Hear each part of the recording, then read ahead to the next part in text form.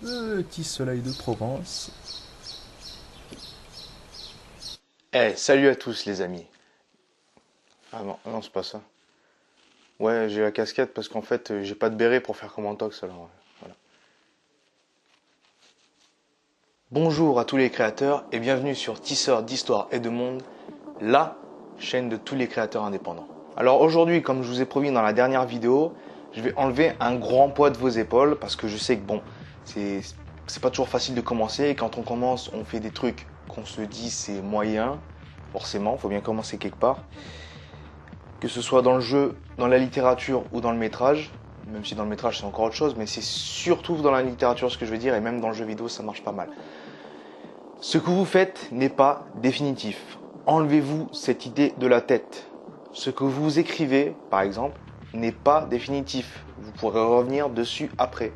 Je vous dis ça parce que moi le premier, quand on écrit quelque chose, on se dit, j'ai écrit le chapitre, si je reviens dessus plus tard, ce sera à la limite pour corriger les fautes d'orthographe et tout, mais je vais pas changer ce qui s'y passe, je vais pas en changer le contenu.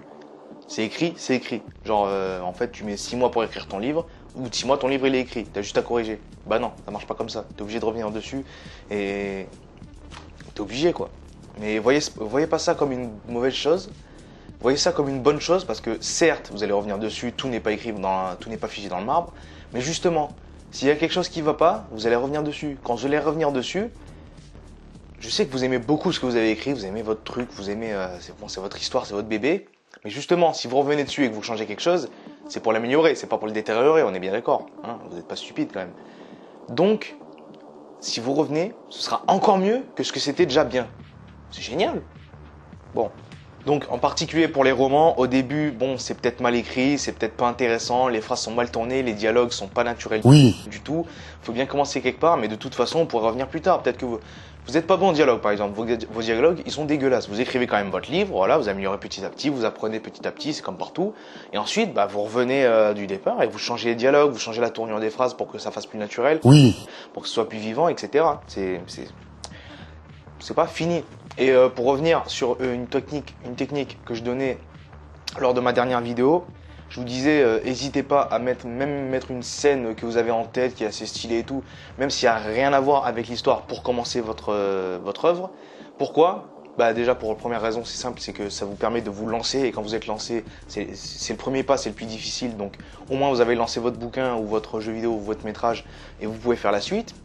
Et de deux, c'est parce que oui, vous allez me dire, non mais on commence pas une œuvre avec quelque chose qui a rien à voir avec l'histoire que tu vas raconter, sinon c'est inintéressant, ça n'a pas d'intérêt finalement, même si la scène est stylée. Tu commences avec quelque chose qui va expliquer dans quoi tu vas te lancer, dans quoi le lecteur va se lancer aussi dans sa lecture. Tu commences pas avec une scène qui a rien à voir et qui au final ne sert à rien techniquement au niveau de l'œuvre.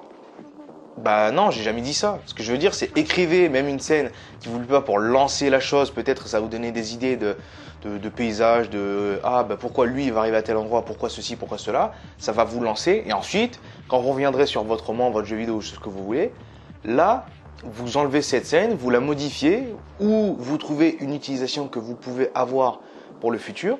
Et là, ça ira bien. Voilà. Au début, ce que je cherche pour vous motiver quand vous n'arrivez pas à vous lancer, c'est vraiment quelque chose pour vous lancer. Même si c'est nul, on s'en fiche. De toute façon, vous reviendrez et au moins vous serez lancé. C'est le principal intérêt. Sachez aussi que vous pouvez, par exemple, commencer un livre, écrire des choses, etc. Lancer un autre projet. Vous allez vous améliorer via l'autre projet. Et quand vous reviendrez sur ce vieux projet, moi, c'est par exemple ce que je fais avec le marin pourpre, même si pour l'instant, j'y reviens assez régulièrement, je recommence tout le temps, etc. Vous y reviendrez avec de l'expérience et une meilleure qualité d'écriture, de développement de ce que vous voulez. Et vous pourrez reprendre du début ou non cette œuvre avec vos nouvelles compétences finalement, votre nouvelle expérience acquise avec le temps. Et vous reprenez, vous finissez, et ensuite vous reprenez du début, vous changez, vous changez. De toute façon, généralement, on change toujours jusqu'au dernier moment, surtout pour ceux pour ceux d'entre vous qui écrivent des livres, on change tout le temps ce qu'il y a, tout le temps.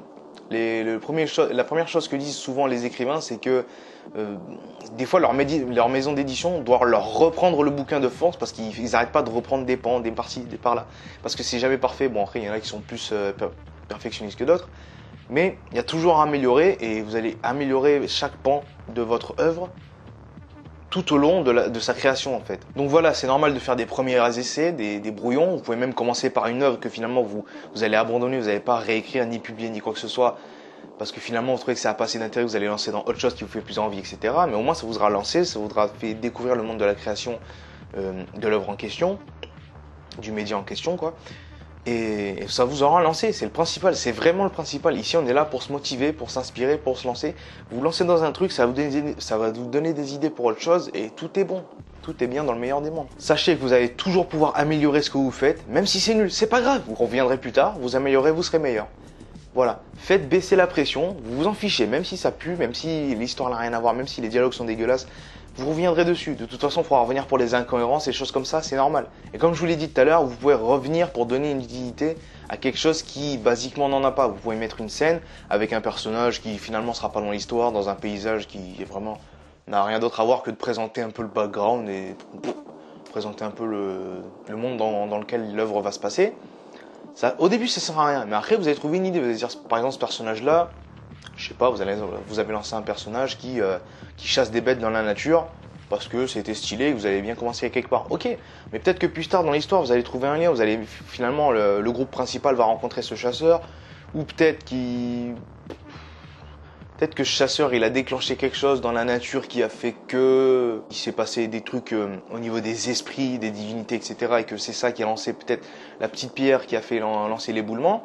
Des choses comme ça peut être... Enfin, là c'est un peu flou ce que je vous dis, mais vraiment, vous pouvez lier à n'importe quoi. De toute façon, si vous êtes créatif, si vous êtes un écrivain, un scénariste ou quoi que ce soit, vous arrivez toujours à trouver un lien avec ceci, avec cela. Bon, après, il faut pas trouver trop de liens, parce que sinon ça fait genre le monde est petit et tout le monde a un rapport. Mais ça se fait. Donc, si je devais conclure, je vous dirais, écrivez et vous verrez. Comme Shakespeare le disait, le meilleur moyen d'écrire, c'est de mettre un mot après l'autre, d'écrire un mot après l'autre. Vous écrivez, et ensuite, de toute façon, vous améliorez, vous reprendrez. À partir du moment où vous écrivez et vous agissez, vous êtes quelque part obligé de vous améliorer et obligé de sortir quelque chose de bon à la fin. C'est pas beau ça? Bien, c'est tout pour cette vidéo. Donc je vous souhaite une bonne création à tous les créateurs. À plus.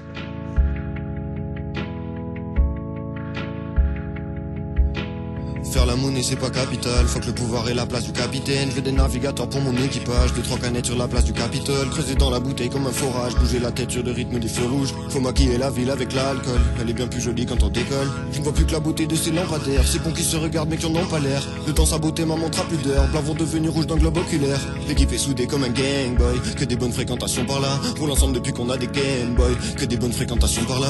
Et que le soir